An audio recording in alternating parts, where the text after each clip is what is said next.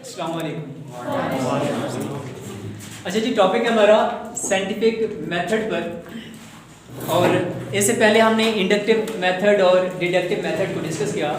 Basically हम इस unit में जो कि ये यूनिट हमने कंटिन्यू किया हुआ है, इसमें हमने कुछ मेथड्स डिस्कस करने हैं, टीचिंग मेथड्स, जिसमें इंडक्टिव मेथड, डिडक्टिव मेथड और उसके बाद साइंटिफिक मेथड है। साइंटिफिक मेथड एक टीचर के लिए बहुत ही ज़्यादा इंपॉर्टेंट चीज़ होती है। साइंटिफिक मेथड में टीचर की हमेशा कोशिश होती है कि टॉपिक को समझाने के लिए किसी ऐसी चीज़ को साथ में ले आए, ऐसी चीज़ का इस्तेमाल करें जिससे स्टूडेंट्स ज़्यादा से ज़्यादा अच्छे तरीके से सीख सकें।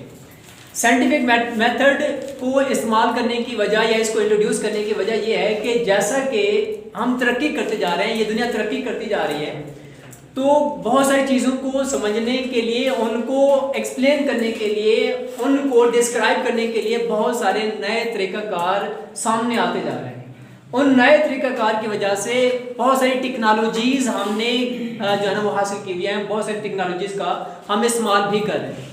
उन टेक्नोलॉजीज़ की वजह से हम क्या करते होते हैं कि जितना ज़्यादा बेहतर हो सके, टीचर की हमेशा कोशिश होती है कि जितना ज़्यादा बेहतर हो सके वो ज़्यादा से ज़्यादा अच्छे अंदाज में किसी टेक्नोलॉजी का इस्तेमाल करते हुए अपने स्टूडेंट्स को ज़्यादा से ज़्यादा सिखा सके।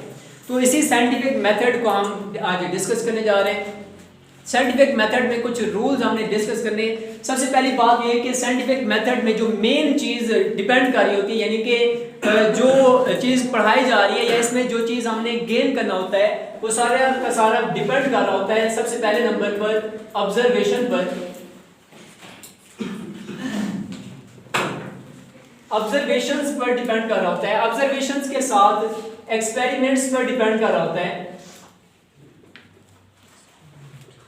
एक्सपेरिमेंट्स के साथ ये डिपेंड कर रहा होता है कि हमने कितना जो है ना उसके बारे में क्या चीज़ हमने जो है ना वो सीखी है, या उसके अलावा उसके बारे में हम हाइपोथेसिस की बात कर रहे होते हैं।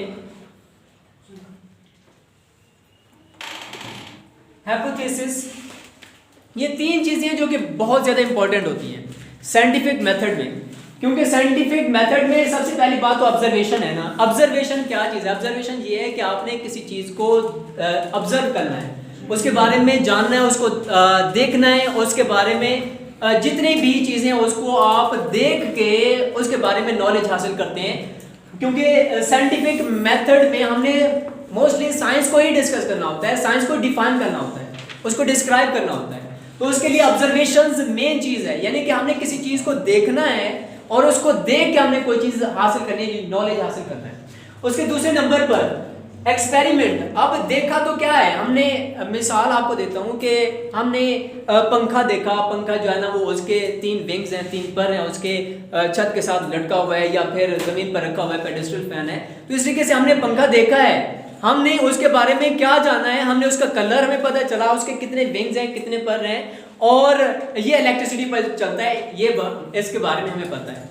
अब एक्सपेरिमेंट हमने क्या एक्सपेरिमेंट था? एक्सपेरिमेंट ये था कि हमने स्विच ऑन किया है पंखे का और हमने देखा कि फिर जैसे ही स्विच ऑन करते हैं उसको इलेक्ट्रिकल एनर्जी मिलती है और इलेक्ट्रिकल एनर्जी के नतीजे में वो चलना शुरू करता है। ये हमारा एक्सपेरिमेंट है। अब ये दो चीज़ें हैं, इन दो चीज़ों से जो नॉलेज हासिल करते होते हैं बेसिकली वो एक साइंस है। और इसको साइंटिफिक मेथड यानी कि किसी एक इंस्ट्रूमेंट की मदद से या किसी टेक्नोलॉजी की मदद से मजीद एक्सप्लेन करने के लिए हम नए तरीक़ाकार इस्तेमाल करते होते हैं, जिनको साइंटिफिक मेथड कहते होते हैं। और इसके अंदर मजीद बेहतरी बनाने के लिए कुछ और चीज़ें ऐड करते होते हैं, जिसमें हमारे पास हाइपोथेसिस होता है। हाइपोथेसिस क्या चीज़ है? हाइपोथेसिस ये है मफरूज़ा कायम करना, यानी कि किसी चीज़ के बारे में अपनी राय रखना। हमारी राय किसी भी शख्स के लिए हो सकती है, किसी चीज़ के लिए हो सकती है, किसी जानवर के लिए हो सकती है, किसी परिंदे के लिए हो सकती है। हम कोई भी उसके लिए मफरूज़ा अपनी तरफ से पेश कर सकते हैं।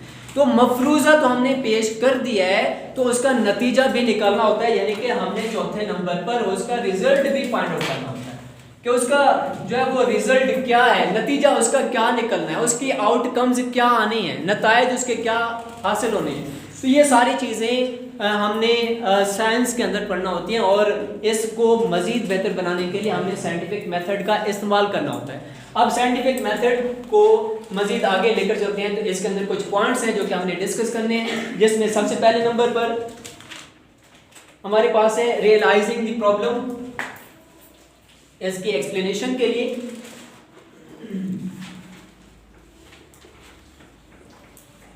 पहले नंबर पर है रियलाइजिंग द प्रॉब्लम।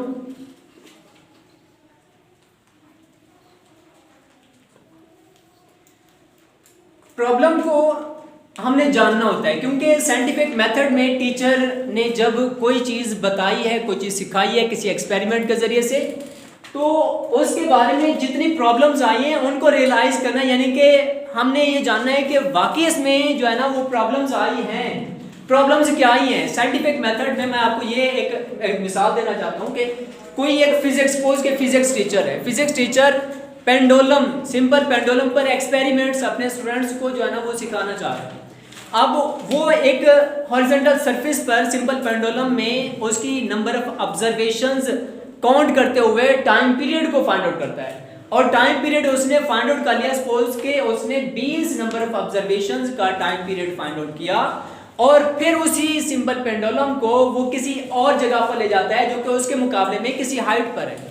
जब किसी हाइट पर जाता है तो वहां पे उसको ये रिजल्ट्स मिलते हैं कि वहां पे उन्हीं 20 ऑब्जर्वेशन का जो टाइम पीरियड है वो कुछ और है, मुख्तलिफ है। जब उसको मुख्तलिफ टाइम पीरियड मिलता है, देखने को मिलता है, तो उसको रियलाइज होता है, उसको हकीकत का इल्म होता है कि प्रॉब्लम्स जो है ना वो आती हैं, साइंटिफिक मेथड में प्रॉब्लम्स आती हैं। इन प्रॉब्लम्स को सॉल्व करने के लिए टीचर का अहम किरदार होता है, और साइंटिफिक मेथड में एक्सपर्ट टीचर ही उन प्रॉब्लम्स को सॉल्व करने में उसकी मदद कर सकता है। इसके साथ ही नेक्स्ट पॉइंट हमारे डिफाइनिंग द प्रॉब्लम।